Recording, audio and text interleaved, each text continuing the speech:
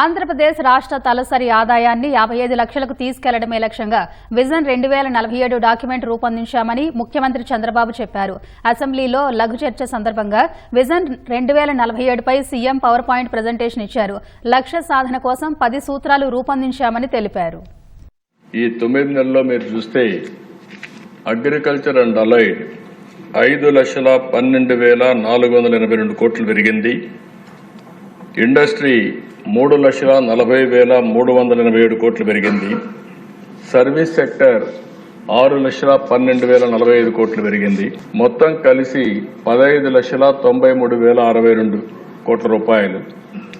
ఇక్కడ growth rate వచ్చి 12.02.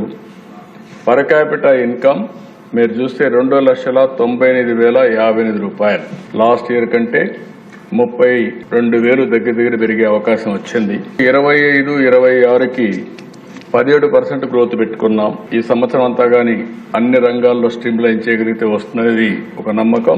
2028కే భారతదేశం ప్రపంచ పెద్ద ఆర్థిక వ్యవస్థలో 3వ ఆర్థిక వ్యవస్థగా తయారవుతుంది. దేశం ప్రపంచం ఒక ఎత్తు అయితే మన రాష్ట్రం మీ నియోజకవర్గం మనకు ముఖ్యం.